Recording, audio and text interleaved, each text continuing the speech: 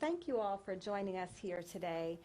We certainly wanted to invite members of the press and the media to be here. Several of you have reached out to schedule some time for us to meet and have a conversation. And so we certainly thought it would be helpful to streamline our messaging and communications and provide one opportunity for you all to really maximize the time that we have, because as you know, this is coming up on a long weekend. We're off on Monday and school will be out soon. So we really just wanted to make sure that we are certainly being responsive to the needs and the requests from the media to have conversations and to hear what we're focusing on and our priorities. So we just want to recognize that we're honoring your time, our time, and also creating the opportunity and access that we feel is important so you all can know what's going on in our district. Okay. All righty. So I'll just get started. How about that? Certainly, I would like to, before I talk about our areas of focus and what we are prioritizing as we wind down, I think we have 6 more days of school left in this calendar year for our schools that are on the traditional year calendar. I would be remiss if I did not start by saying, just giving a huge thank you to our entire community, our colleagues, our across the district, staff members, parents, community members, businesses, partners, elected officials, our school board members, everyone. I just really want to say a huge thanks to everyone for their support during this last process of the selection process, and really just appreciate everyone leaning in, leveraging their voice, providing input throughout the opportunities that were provided to the community to be engaged in the process. So again, from the bottom of my heart, I just want to say thank you to everyone for showing up and letting your voices be heard and participating in the process. Okay, so earlier in the year, I know that I had the opportunity, this microphone is like way underneath my chin. Earlier in the year, I had several opportunities to talk with the media about our priorities as a district. And I just want to name that those priorities are set by the Board of Education. We have our board goals and our board guardrails. The 2 board goals that I talked about a lot throughout the year were our early literacy goals, strengthening reading proficiency, and our goal around graduation. And so I just want you all to know that certainly with just a few more days left in the school year, we are still thinking very heavily about how we support our students to reach that early literacy goal as well as matriculation. And the work does not end when the school year ends in 6 days. So there are efforts, and I'll talk a little bit about our summer programming and all of the opportunities, enriching opportunities that we will be providing our students across the district to support with those goals and support with that work. So as I mentioned, certainly, it's hard to believe that the last few days of school are upon us. We have 6 more days of school on the calendar for our traditional year students. I believe our first graduation is happening next week on Wednesday afternoon. But we are certainly continuing to support our students with matriculation and graduation. We want you all to know that our students, all of our high school students, but particularly our seniors, have demonstrated a tremendous amount of resilience. Any of our students, all of our students in school, but particularly our seniors, we just want to acknowledge that they began high school remotely, but yet they have persisted through these challenges with the support of their teachers, their parents, and partners that have really wrapped their arms around our students during this time.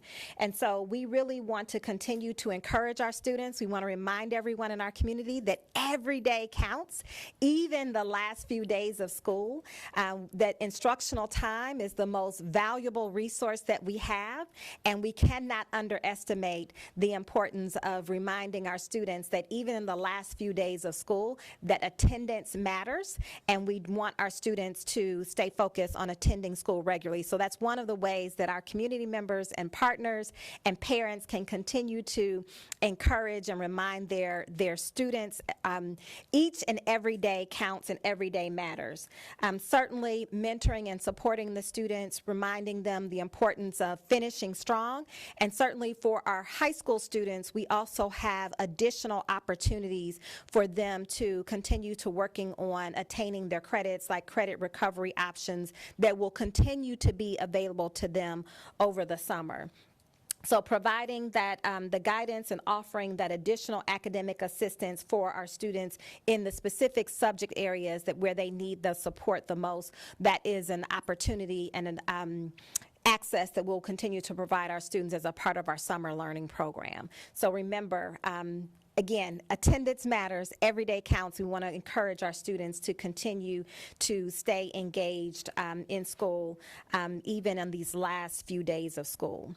When we think about our third grade our early literacy goal and making sure that all of our students are ready for and reading on grade level by third grade, we want to continue to remind all of our families that we have lots of supports in place to support our students.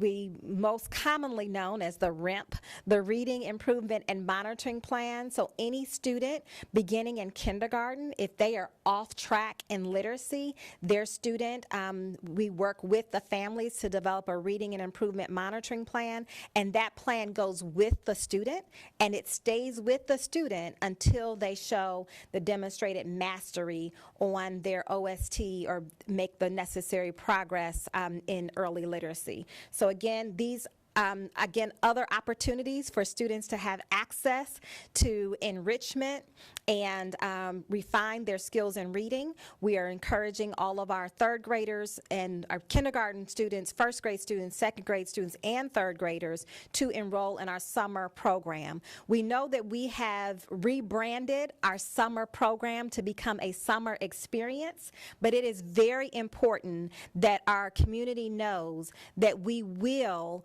the focus of our program will rely heavily on ensuring that our students have the necessary foundation that they need in reading and math. And so that is the cornerstone of the summer experience, but we certainly want it to be an enriching experience.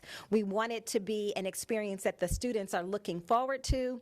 They have fun in the summer program, and we are partnering with several of partners and local organizations to provide our students with more experiences to expand and enrich the summer program experience. So that includes Franklin Park Conservatory. It includes the zoo. It includes COSI, with many of our partners that are working with us to ensure that our students have not just an extension of the school year, but really fun, enriching, and engaging learning activities that really help to make the connections and build their background knowledge and background experience so that they can have a better opportunity to make connections and master the skills that we want them to master in ELA and math in particular. And we also want to remind our families about some important testing dates, particularly for our third graders. If we have students that have not met the third grade reading guarantee, they will have additional opportunities to be tested over the summer. And so these dates, for all of the students that are participating in our summer school sites, the OST ELA test will be given on June 28th. And the makeup dates are June 29th and June 30th. So those are additional opportunities that students will have to retake the OST test this summer. And again, the iReady summer experience test date is July 12th. So they'll also have another testing opportunity, again, to demonstrate their mastery in literacy, certainly we want them to stay engaged in the summer program throughout the summer, and certainly they'll have additional opportunities to demonstrate their mastery. In addition to the summer experience, some of our families may have already made commitments to other activities throughout the city. Certainly, we know that there are lots of opportunities for our students to be engaged in over the summer in our community and in our region. But additionally, our district has distributed 15,000 customized literacy kits with family resource guides and materials that support all the 5 components of literacy. So in addition to the summer programming that we're offering, we're also providing materials and resources directly to our parents and to their homes, so that if families would like to build on those literacy skills and engage with their students, they certainly have the resources right there at their fingertips to do so. And certainly, I talked a little bit earlier about our partnerships, but we are continuing to expand our literacy-related partnerships with the Columbus Metropolitan Library and several of our multilingual community partners. As you all know, I'm sure we've talked about this before, many times before, but the United Way has been certainly a huge partner in helping us to think about early literacy and meeting our third grade reading goal, ensuring we're strengthening reading proficiency, and we have a specific partnership with them and that we're working with schools in 2 of our regions, I believe it's Region 1 and Region 3, to support success by 3rd grade. And so again, continuing to build on the support and the work with those specific partners, but really just recognizing that early literacy is our board goal, but really early literacy is a goal for our entire Columbus community. And we're really appreciative of the support of our partners and community members that have joined forces with us and said, how can we help? We want to be a part of the solution, and we want to join with you in supporting our students on this literacy journey. Summer programming, certainly I talked a little bit about our summer experience and our summer programming. Currently we have 5,000, a little over 5,000 students that have signed up to be a part of our summer experience. 3,600 of those students are in grades pre-K through 8, and so we're really excited about the interest in our summer programming, and really looking forward to serving our students throughout the summer, keeping them engaged, keeping them excited about learning, and certainly helping them reach their academic goals, particularly in ELA and math that we talked about earlier. In addition, as a district, we are thinking about in the summer, as you know, learning doesn't stop, but the work also does not stop. In the summer, we are certainly doubling down our efforts on recruitment and beginning to gear up for the new school year. I believe next week we will be starting our school reopening task force, where we will begin planning for the reopening of school in the fall and making sure that we have everything in place for school opening in the fall. But that also begins our conversation. It doesn't begin our conversation, but it really highlights our needs to focus on recruitment. So we have a team that has been focused on recruitment throughout the year, but we have certainly leveraged some key partners in our community to help us with this effort.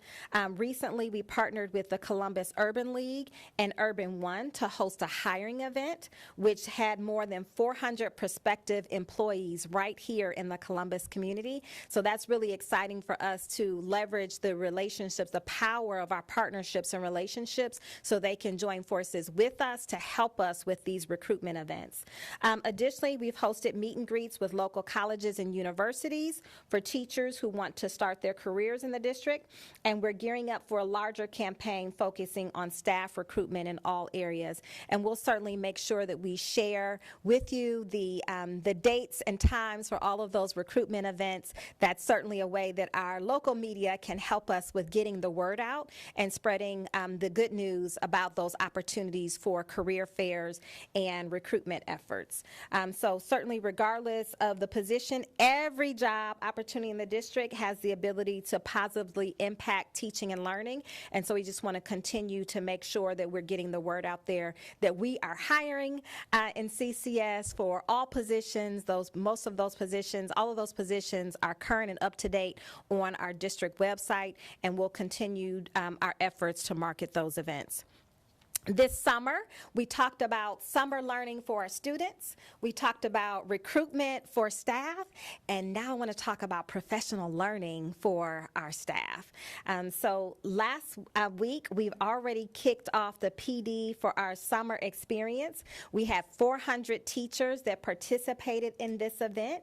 And do you all remember and know the name LeVar Burton? Yes? Okay, just checking.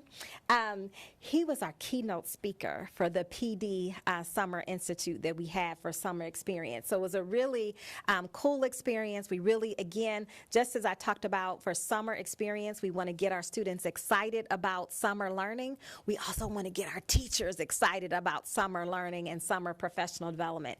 So we were certainly invited LeVar Burton to help us kick off our summer professional development experience and engage our teachers in new ways to think about their professional learning and what they need as adults so that they can have the skills that they need to pour into our students this summer. We are excited about the second year of our STEAM Rising Institute, which will take place June 5th through the 14th.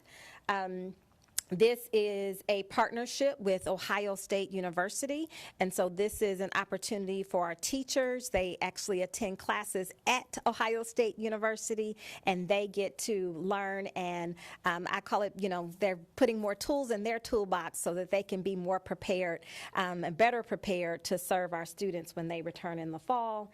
And this year we have a new workforce, partners including J.P. Morgan Chase and Abbott Foods. Additionally, Columbus State Community College has joined CCS and OSU to provide a day of learning at their campus. And this is all part of our STEAM Rising Institute that is continuing to grow and expand as we're building on the opportunities for professional development for our teachers. So I'm going to pause there because I'm sure that you have plenty of questions for me, but those were some of the few highlights that I just wanted to make sure that were top of the radar, top of mind for you as we think about how we are winding down the current school year, gearing up for summer, and certainly beginning the process of planning for school opening in the fall. So I'll pause and catch my breath and turn it over to you for questions. Superintendent, over the last couple of weeks, we've been obviously talking to a lot of families about, hey, what are the things that you really hope this new superintendent does in the next coming school years? One of the biggest concerns that they shared with us was safety. So unfortunately, we had a couple events over the last week with safety issues. As we look at those, are there new safety measures going to be in place? And what are your goals for the next several years that you're in this position to make sure that parents feel good about sending their kids to school in a safe environment?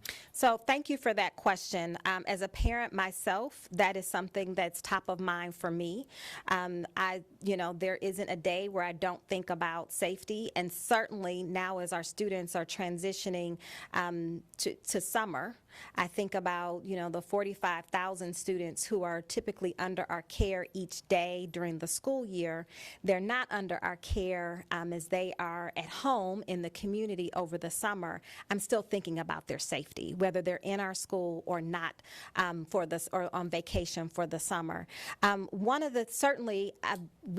are certainly additional efforts that we have prioritized this year beginning in January, February, where we have beefed up or increased our security efforts and made significant investments in security across the district.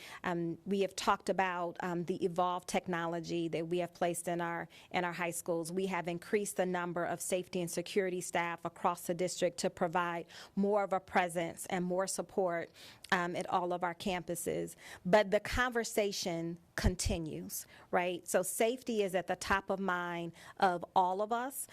Just before I came down here for this conversation with you all, I was just talking to our teachers union president, and we committed to prioritizing the conversation of safety and making sure that the voices of our educators across the district is a part of that conversation. We certainly want to be mindful of the ways in which we can work with our local community, our elected officials, CPD, to expand those conversations and think about the ways that we can partner together. Certainly, I am as concerned as all of you are about the safety of our students, whether they're in the community or in our schools, and this remains top of mind for us. You were interim superintendent for a while, and now you have the gig full-time. What's one of the biggest takeaways that you learned that you're going to kind of apply now that you've been named superintendent? That's a great question. So there probably be a few takeaways. One, I would say throughout this process, I have been reminded of the commitment and passion not only of our staff, but also our entire community. I have heard, I have seen, and I know, I am convinced that our entire community is really passionate about seeing our students and our school districts success and thrive. And so I know that we want to build on that passion, that energy, and that momentum, and think about ways that we can partner together to ensure the success of all of our schools. Also, I think that we think about, the goals that we just talked about. These are the right goals that we need to be focused on. We're focusing on early literacy and matriculation. When we're focusing on very clear goals and we're setting very clear expectations for where we want our students to be and the expectations that we have for them, that gives us better alignment to align all of the work of our partners in our community. So if you imagine, as we're having conversations with the community, the partners are saying, well, how can we support? Well, these are our goals. It's very clear that for us to say to our partners, we want you to support us with our early literacy goal. We want you to support us with our matriculation goal. And so those goals provides us with a clarity to ensure that we are making sure that our resources are aligned. And so that really helps us with leveraging the power of our partnerships and having clear communication and alignment of those resources. Another concern that we heard from parents throughout just talking to them through this process is communication or lack of communication. How do you plan to change that narrative that they have that Columbus City Schools does not communicate well with parents? Mm-hmm.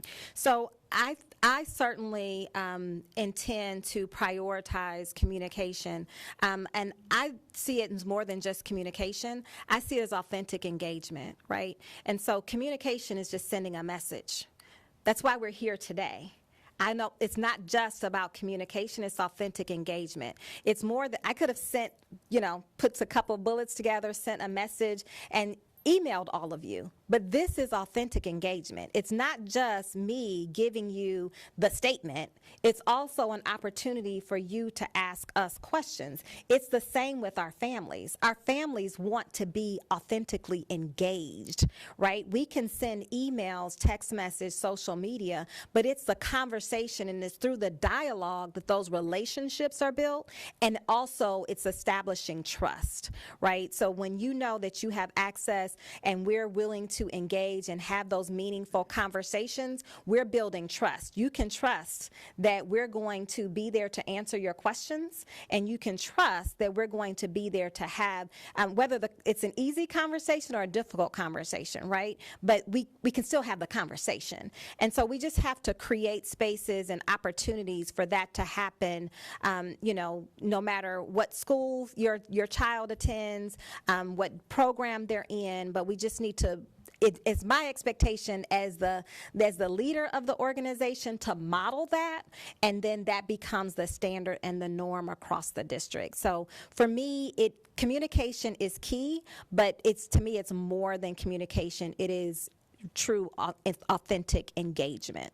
Dr. Chapman, with Dr. Dixon's time at the district, concluding in the next couple of weeks, how would you characterize the guidance, the preparation, provided to you during the transition and as you plan to assume the full-time job. Thank you, Cole. So certainly, as a leader, I recognize that I stand on the shoulders of all of the leaders who have come before me, most recently being Dr. Dixon. Dr. Dixon certainly supported throughout the process by providing, a transition plan. I have certainly had the opportunity to work under her leadership for the past 3.5 years or so. And so just again, supporting in the role, supporting with transition, and moving the conversation forward because as she said to me, the work has to continue and we have to continue to put the needs of our students first, and prioritizing that is the number one focus. Now, it's been less than a year since the teachers' strike, which included some very public criticism of the district. I wanted to ask, heading into the summer and then also next school year, what is your message to teachers and what can they expect in the next year heading into next school year? So I would say that I have already been very intentional about sending a message not only to our teachers, but the entire organization of saying that, we intentionally want to shift the tone in our district. We want all of our staff members, no matter what role they play in the district, to feel welcomed and have a sense of belonging. We want them to feel appreciated for the work that they do each and every day on behalf of our students. We've already started that work. That isn't work that we're waiting or we're waiting to initiate and kick off. And again, that message, I have to lead by example. And so on day one in the role, that's really one of the first things that I said to my team is that we have to show our leaders and our staff members, our teachers across the district what it is that we expect, but that starts with how we treat each other. And so I've been very intentional about how I spend my time, how I communicate, and making sure that everyone knows that we are prioritizing supporting each other and building healthy relationships as a part of this work. Earlier you had said, every day matters. Last school year, I think there was about a 65% rate of chronic absenteeism. How is it going this year? How are we looking as we round out the year? And then what are the plans for next year to make sure kids are coming to school? Absolutely. So last year we were, again, prioritizing supporting our students, and we developed a district-wide strategy to support attendance in proactive ways. There are several strategies that we have implemented across the district to make sure that families know when their student is absent, and so these are called nudges, but they're text messages. If your student is absent, you will receive a message saying, guess what? Your child was absent today, but it says that this is their second day of absence. It's not just that they're absent today. It, really tabulates and provides a cumulative data or information for the family so they know how many days that their scholar has been absent. In addition, we have partnered with the Columbus Crew to create greater awareness around attendance and why attendance matters. All of our schools have an attendance team that meets regularly to not only monitor student attendance, but really to begin case managing and discussing the barriers for why students are not engaged or why they are not attending school regularly, and beginning to connect students and families with those resources. So we have invested a lot of resources into the awareness about why attendance matters, as well as strategies to proactively address attendance before those patterns are established. And we have seen some significant decreases in chronic absenteeism, and that is certainly paying off for us in a lot of different ways. And in a couple of weeks, we have asked our director of attendance to provide a presentation or update at one of our upcoming board meetings to talk about that district-wide attendance strategy. So I don't want to give too much information to steal his thunder, but we'll make sure that we share the date of that board meeting, and certainly you can tune in or attend in person if you so desire to learn more about just overall our the big picture of our district-wide strategy on attendance. We have time for one more question. I think that, kind of like Cole mentioned, or I think it was Cole, about the teacher strike, one of those main things was building conditions and just kind of like the conditions that students have to go to every single day. What's the board doing, and what do you even want to do to really make sure students have a safe learning environment in school too? So a couple of things. This is a loaded question because there's lots of layers to this. First of all, we are working each and every day to ensure that our students, all of our students, are in a safe environment.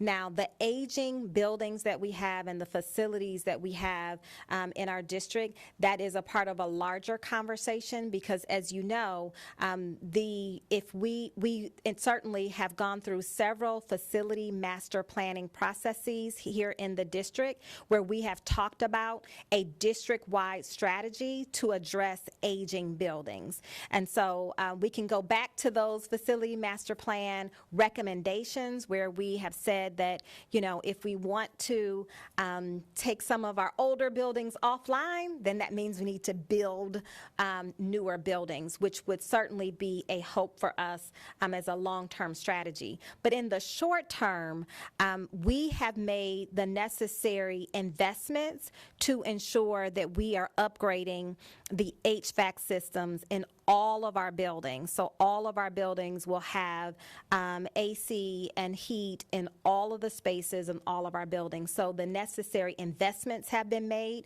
to begin that work. And we've also allocated additional resources from our ESSER funding to make sure that we can finish all of those projects. So that's kind of like short term, and then certainly a longer term project or plan would be to revisit our facility master planning process, which is more like a 10-year plan for addressing aging buildings. Thank you. Thank you. Thanks so much. Thank